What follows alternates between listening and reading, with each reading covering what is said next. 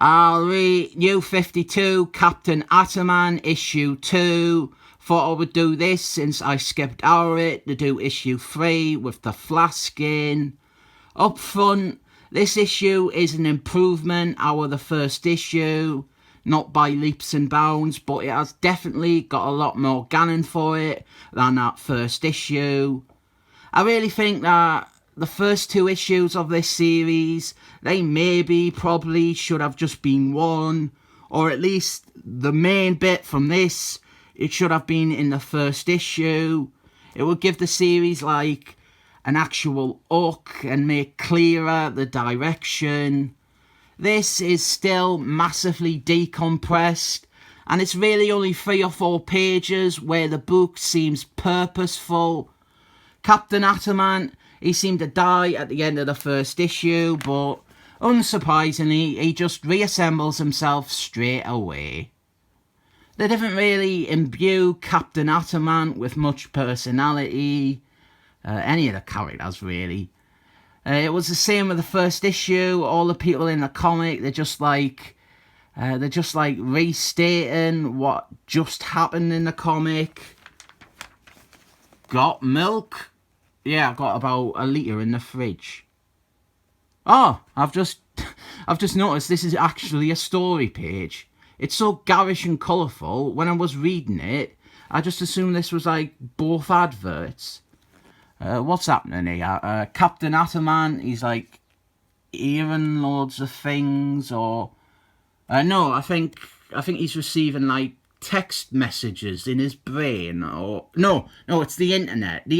This one, it has got a hashtag, a broken hashtag, because it has got a space in it. But yeah, this is apparently him being overwhelmed by the internet or something. Doesn't really make sense with his powers. He's not digital. He is quantum energy.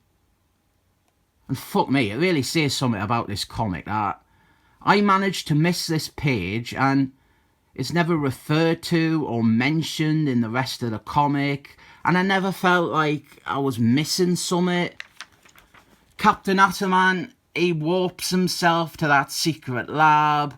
They also seem really keen to push this supporting character, and I am not saying anything about her race. The lab, they decide to put Captain Ataman in like a bubble, like in that film Bubble Boy.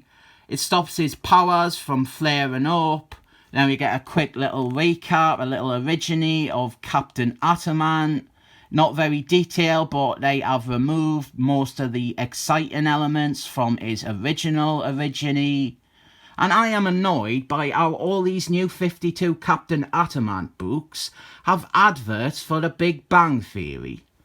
And why is Sheldon wearing a TBS shirt that says very funny? That is out of character for him. He would wear something dorky. Not something that looks like he has agreed to some weird sponsorship deal. Then we have got a splash page of Captain Ataman.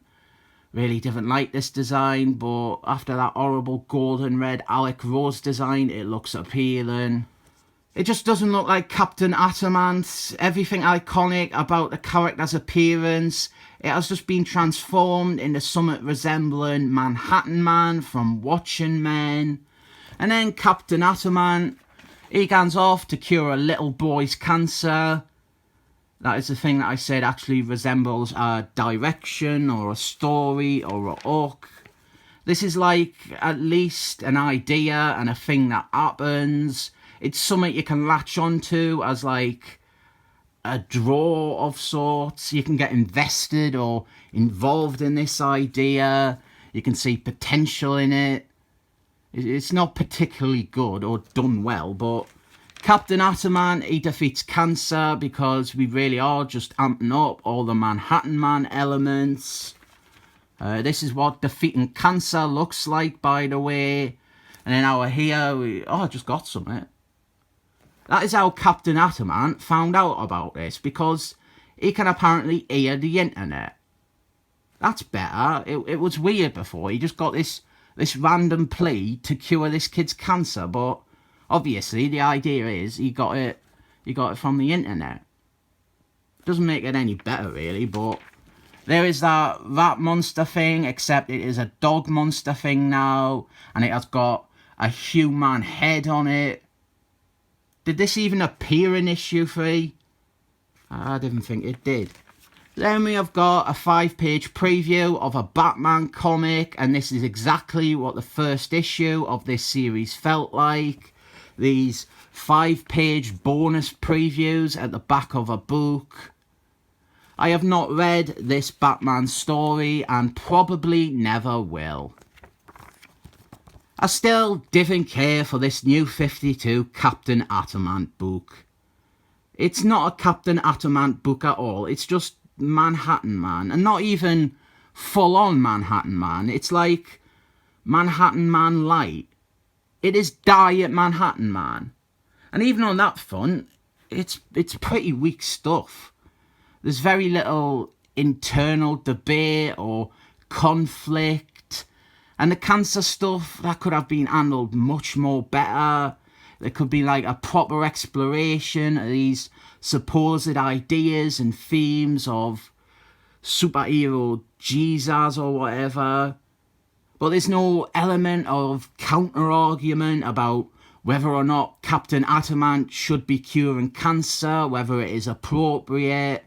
And he only cures one person's cancer, and there's loads of people with cancer, so what's this really accomplishing? There's no hint that he's gonna cure everyone else's cancer.